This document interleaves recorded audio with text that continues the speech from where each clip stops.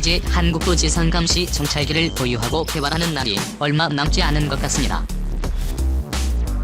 2015년 10월 대한항공은 성남항공 서울국제항공우주 및 방위산업 전시에서 레이시온과 스타 도입 사업 협력을 위한 합의서를 체결했습니다. 메모에는 조약에 관한 국제협약에 의한 국가 간이 합의로 양해각서 체결 후 이에 대한 사항을 구체적으로 명시하여 계약을 한 것으로 볼 수 있습니다. 약칭은 이로서 의미상으로 양해각서 크게 다르지 않으나 당사국 간합의 사항을 문서화하여 양해각서를 체결한 후 이에 대한 세부 조항과 이행 사항 등을 구체화시켜 계약을 맺음으로써 법적 구속력을 가지는 문서가 합의각서라고 할 수 있습니다. 현재 지상감시 정찰기 사업인 아리스타 사업은 우리 군이 지상이동 표적 감시 및 조기 경보 체계를 위한 항공기를 도입하는 사업입니다. 합의각서 내용으로는 아리스타 사업 참여를 위해 대한항공과 레이시온 간 자체 설계 및 제조, 비행시험 분야 등의 상호 독점적으로 사업 및 기술 부분에서 협력하는 것이 주요 내용입니다. 합의서 내용을 풀이하자면 단순히 지상감시 정찰기만을 도입하는 것이 아니라 한국형 지상감시 정찰기에 대한 개발에 필요한 세부 데이터를 제한적이긴 하지만 한국이 습득할 수 있다는 점이 큰 의미를 갖습니다. 또 양사는 협력을 통하여 우선 한국 스타 사업의 공동 참여 방안을 모색할 예정이며 항공 및 해외 시장의 후속 군수 지원을 포함하여 한국군에 필요한 기타 기술 분야에서의 협력도 확대해 나갈 계획으로 알려져 있습니다.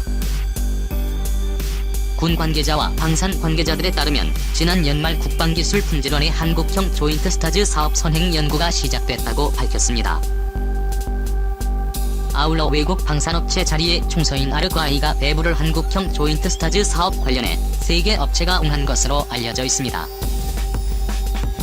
처음 한국형 익스스타스 사업으로 진행되었던 이 사업은 당초 누스로 부르면 에이파시가 가장 유력한 후보로 알려져 있었습니다.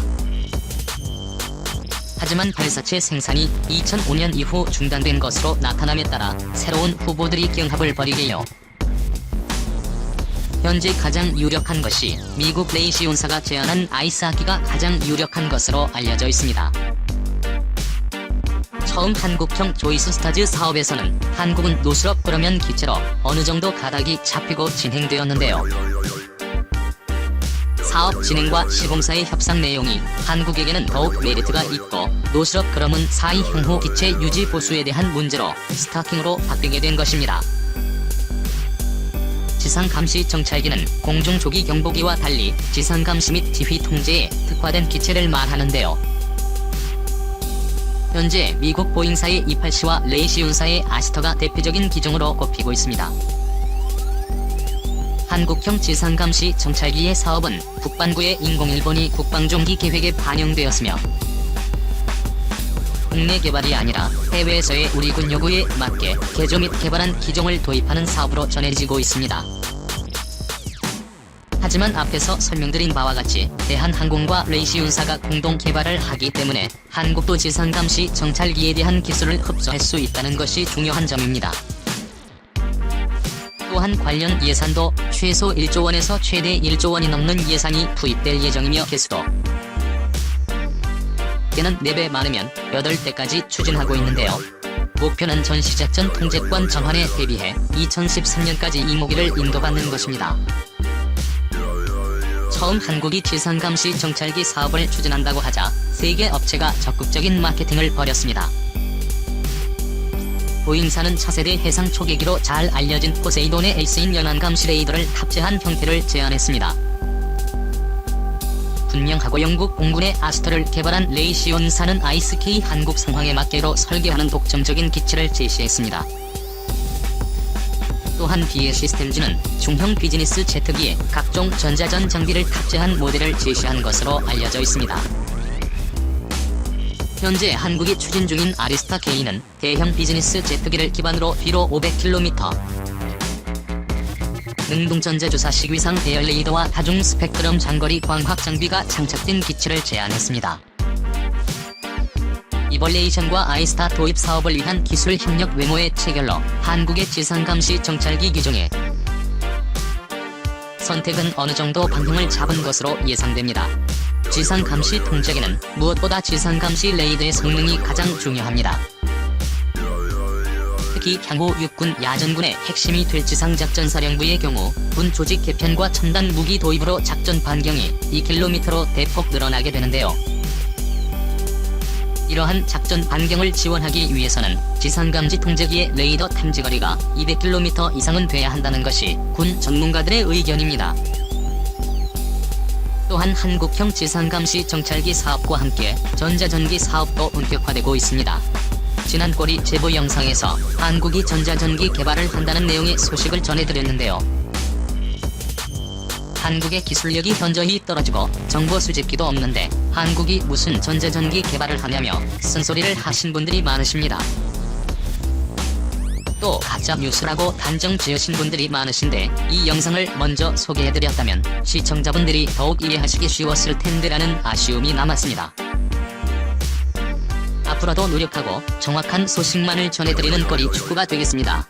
또한 한국은 지난 10여 년 전부터 전자전기 사업을 조용히 추진하고 있었는데요.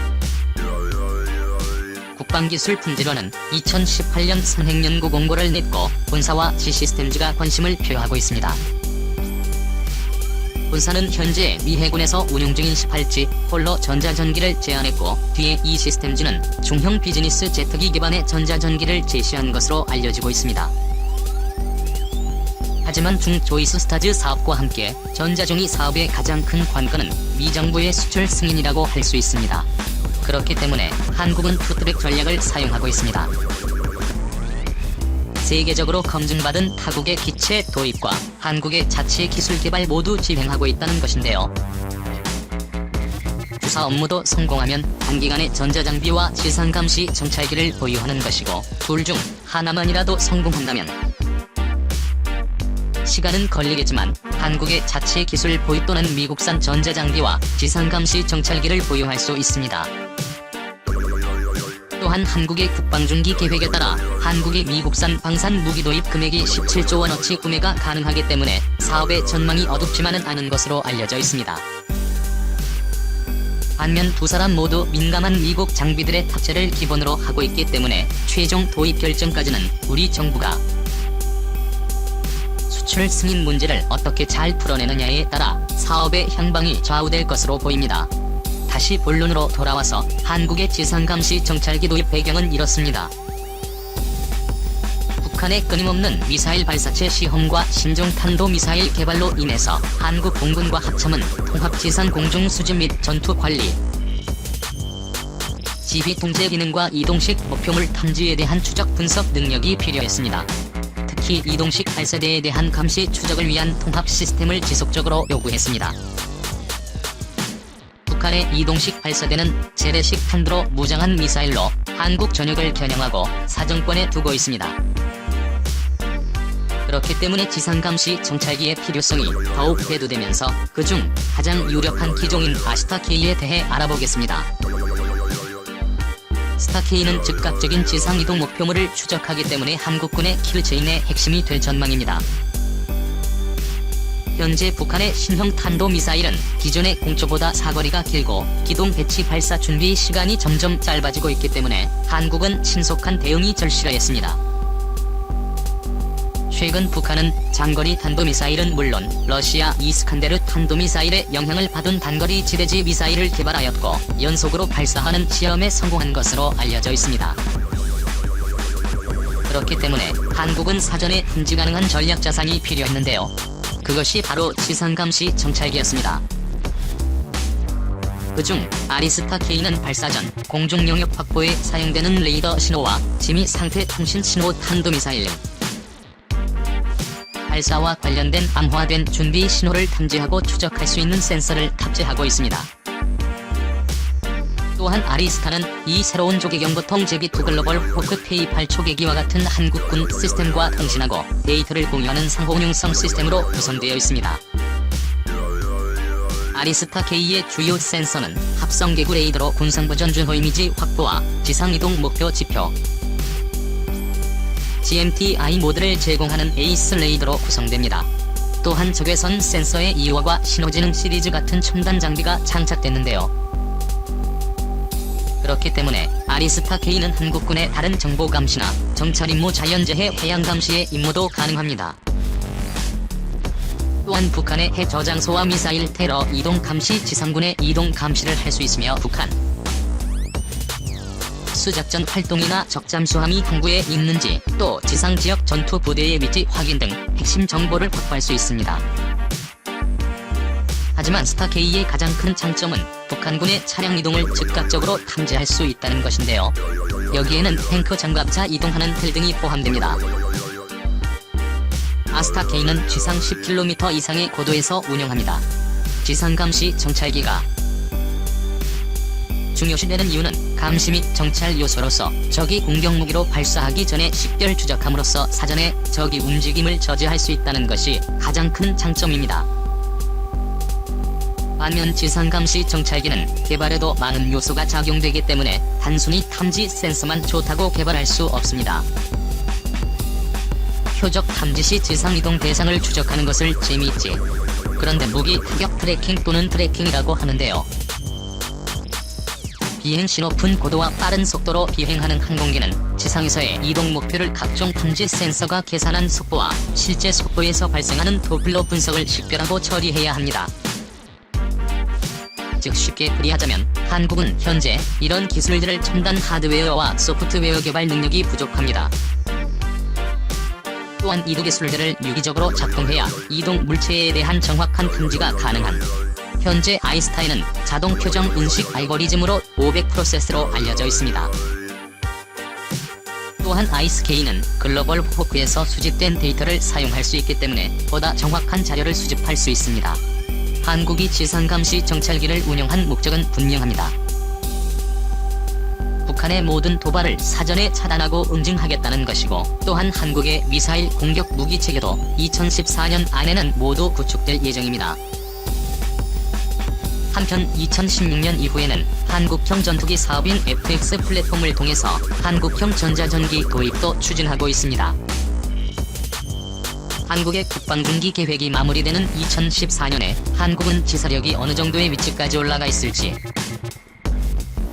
기대가 됩니다. 지금까지 세상의 모든 이야기거리를 얘기하는 거리였습니다. 시청해주셔서 감사합니다.